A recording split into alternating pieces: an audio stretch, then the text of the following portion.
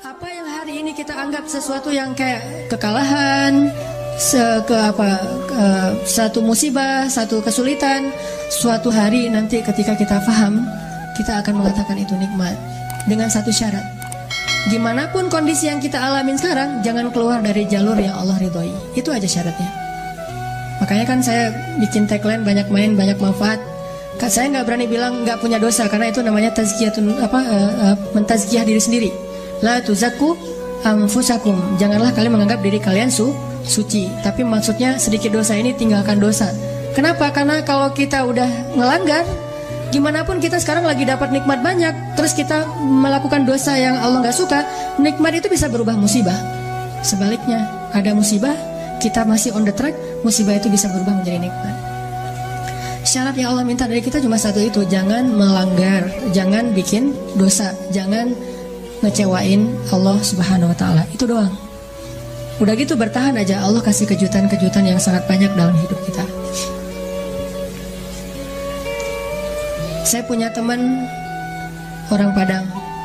Dia ikut tes akademi kepolisian. Dari sekian banyak yang ikut tes, 50 orang yang keterima, dia salah satunya. Terus karantina 50 orang ini. Tes ujian yang kedua, dari 50 orang ini cuman dia sendiri yang gagal. 49 orang tuh lulus tes kedua. Akhirnya dia pulang ke kampungnya dalam keadaan malu. Karena udah malu banget, dia hijrah ke Jakarta. Awalnya ke Bandung, terus ke Jakarta. Di Jakarta, alhamdulillah setelah sekitar 8 tahun, dia bisa survive, bahkan sukses. Sekarang dia punya beberapa outlet di Tanah Abang, punya pabrik di Bogor, dan punya omset sebulan itu nggak kurang dari 1 M.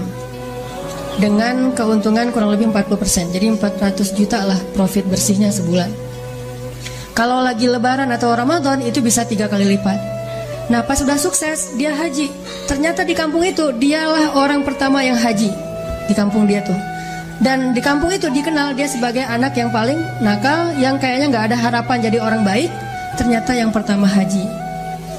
Udah gitu dia pulang, sesekali dia pernah pulang, ketemu sama temennya yang 49 orang itu. Salah satunya udah jadi salah satu pejabat di kepolisian. Dia ngobrol-ngobrol, ditanya, mana yang 48 lagi? Dia bilang, kamu nggak tahu kabar mereka? Kabar apa? Tahun 2004 mereka ditugaskan di Brimob Aceh, di Banda Aceh. Asrama Brimob Banda Aceh itu dekat dengan laut. Terjadi musibah tsunami, satu asrama Brimob itu habis semua, dan 48 mereka itu meninggal dalam musibah tsunami. Baru dia sadar, Masya Allah, Allah punya rencana. Semuanya di dalam aturan Allah Subhanahu wa Ta'ala. Sehingga dia akhirnya mensyukuri kegagalan dia dulu di tes kepolisian. Walaupun yang lulus juga baik, yang gagal juga baik. Jadi ini bukan soal buruknya, tapi soal antara satu kebaikan dengan kebaikan yang lain. Yang lulus baik, yang ternyata nggak lulus juga, Allah simpan kebaikan dengan cara yang lain. Bahkan mungkin bagi dia sekarang, kalau disuruh pilih, dia lebih milih nggak lulus. Kalau dia sekarang udah paham, dulu dia memilih lulus, dia stres, dia kayak putus asa gitu. Pas ketahuan cuma dia sendiri yang gak lulus. Tapi setelah dia paham maksud Allah, pasti kalau sekarang disuruh pilih, mending dulu kamu lulus apa enggak? Enggak deh, mending kayak gini aja, pasti kayak gitu. Jadi kita butuh waktu untuk mengerti teman-teman tentang maunya Allah itu apa. Sama kayak sekarang, kita butuh waktu untuk mengerti kenapa di usia segini masih sendiri. Butuh waktu untuk mengertinya. Mungkin Allah emang lagi mempersiapkan calon imam kita yang ideal banget. Nah untuk mendapatkan seseorang yang ideal itu kan butuh waktu. Kalau yang apa adanya kan, yang apa diobral gitu kan gampang. Tapi ini karena terlalu istimewa, kayak permata, mutiara, itu benar-benar dibentuk saking istimewanya, butuh waktu yang lama. Sama kayak kita beli kendaraan. Kalau yang warnanya pasaran kan langsung ready stock ya. Tapi kalau yang warnanya paling unik sendiri kan inden kan. Sampai mau beli satu kendaraan aja indennya bisa 2 bulan. Kenapa? Warna ini jarang pak, istimewa, sehingga harus inden. Kalau yang ready stock banyak tuh warna standar aja. Begitu juga dengan jodoh. Ada jodoh ready stock, ada jodoh inden. Nah yang inden ini biasanya istimewa. Itu salah satu hikmahnya. Siapa tahu emang dia inden karena lagi mengkhatamkan Al-Quran. Dia berazam, ya Allah saya gak pengen nikah dulu sebelum khatam juz 30. Nggak harus 30 juz kan?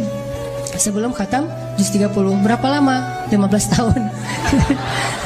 Nah mungkin dia pengen hafal juz 30 juz, mungkin dia pengen hafal 100 hadis, mungkin dia pengen mapan dulu supaya bisa benar-benar membahagiakan dan menafkahi keluarga besar, bukan cuma istrinya tapi juga mertua dan segala macam.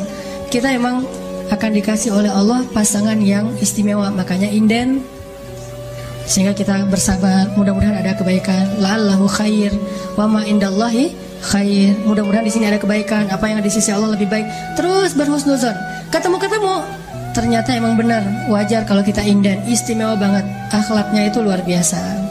Itu yang dialami oleh Khadijah. Nikah, meninggal. Nikah lagi, meninggal lagi suaminya. Kenapa meninggal? Karena Allah lagi mempersiapkan seseorang yang mungkin pas suaminya meninggal, Nabi Muhammad masih kecil. Tapi Khadijah disuruh punya keluarga dulu biar ada yang ngedampingin dia, terjauh dari fitnah. Cuman gak boleh lama-lama, harus pergi karena mau digantiin oleh orang yang lebih istimewa, yaitu Muhammad SAW.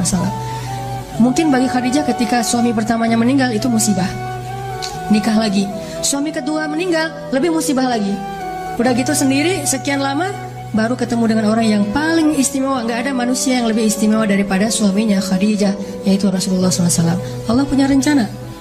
Awalnya Khadijah menangis, yang kedua Khadijah menangis, tetapi setelah dia paham rahasia yang ketiga, mungkin dia akan mengatakan bahwa inilah yang terbaik untuk saya. Kalau saya tahu ini dari dulu, maka saya akan tahu bahwa Allah itu maha baik kepada saya. Ini artinya Allah punya rencana. Kurang baik apa suami kayak Rasulullah? Nih, mungkin kita yang berada di sebelah kanan ini lagi disiapin sama Allah untuk belajar akhlak dari Rasul, supaya nanti kalau ketemu yang di sebelah satu lagi, insya Allah kita benar-benar bisa membahagiakan dia seperti Rasul membahagiakan Khadijah atau Aisyah. By the way teman-teman, Rasulullah itu orangnya easy going loh. Ini akhlak suami ya. Ini jadi kayak apa, pengajian pranikah nih. Suami yang soleh itu suami yang bisa membuat istri yang lagi bete ketawa. Itu suami soleh. Kan kenyataannya sekarang suami-suami bisa bikin istri yang lagi ketawa bete kan. Lagi happy-happynya, lagi jalan bareng, tiba-tiba ilfil gara-gara dia ngerusak suasana. Ucapannya gak terjaga, sikapnya gak terjaga gitu. Kalau Rasulullah itu terbalik. Istri yang lagi bete, lagi ilfil, lagi gak nyaman, bisa dibikin happy, ketawa. Saking easy goingnya Rasulullah. Jadi no hard feeling terhadap istrinya. Kalau kita mama lupa ya dengan hadis-hadis Rasul, keluar semua dalil. Padahal Rasul pemilik dalil, tapi nggak ngeluarin dalil itu. Kita yang bukan pemilik dalil ngeluarin. Coba, kan agak-agak unik nih. Kalau kita kan dalilnya riwayat Bukhari, Muslim, atau siapa, pokoknya ada riwayat, saya lupa riwayat siapa gitu kan. Kalau Rasulullah kan nggak mungkin pakai ada tuh hadis riwayat Bukhari, kan nggak kan ya. Orang Rasul sendiri yang punya hadis. Jadi aku yang berbicara dan aku yang meriwayatkan lebih kuat daripada hadis Bukhari. Kita pakai hadis Bukhari aja udah bangga. Rasulullah nggak pakai hadis Bukhari loh, hadis sendiri, nggak pakai Bukhari. Tapi ketika istrinya lagi bete, lagi sedih, lagi cemburu gitu, pernah nggak Nabi ngeluarin dalil? Enggak, Nabi nggak ngeluarin dalil, tapi nunjukin akhlak. Dalil itu disampaikan oleh Nabi ketika suasananya normal, lagi nyaman. Nabi mengajarkan istri yang soleh itu kayak gini, kayak gini. Tapi kalau lagi pada ada masalah, Nabi nggak pakai dalil, akhlak yang ditunjukin. Itulah sunnah Nabi SAW. Kita pas lagi ada masalah dikit sama teman, langsung browsing istri yang soleha, search, keluar hadis-hadisnya, langsung di forward, langsung di send ke pasangan kita. Mah tuh lihat tuh hadisnya sahih loh mah.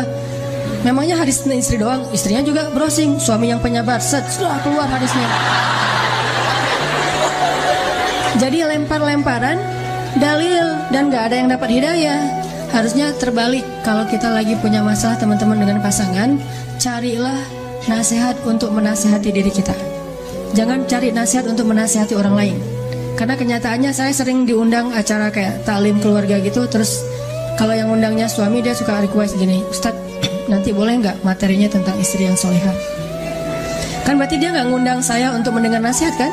Tapi dia ngundang saya untuk memperdengarkan nasihat, bukan untuk mendengar nasihat. Istrinya juga gitu, Ustadz, ini materi bagus banget, tapi sayang suami saya nggak datang. Nah kan, artinya dia pengen mendapatkan nasihat buat orang lain. Padahal harusnya, alhamdulillah saya dengar ini, gak apa-apa suami saya gak dengar, yang penting saya memperbaiki diri saya dulu, insya Allah nanti Allah akan memperbaiki pasangan. Nah Rasulullah tuh gak pernah gitu. Ada Aisyah cemburu keluar dalil, Aisyah cemburu keluar dalil, enggak. Rasulullah justru mencontohkan teladan easy going. Sering dengarkan cerita apa yang hari ini kita anggap sesuatu yang kayak kekalahan, satu musibah, satu kesulitan. Suatu hari nanti ketika kita paham, kita akan mengatakan itu nikmat. Dengan satu syarat, Gimana pun kondisi yang kita alamin sekarang, jangan keluar dari jalur yang Allah ridhoi. Itu aja syaratnya.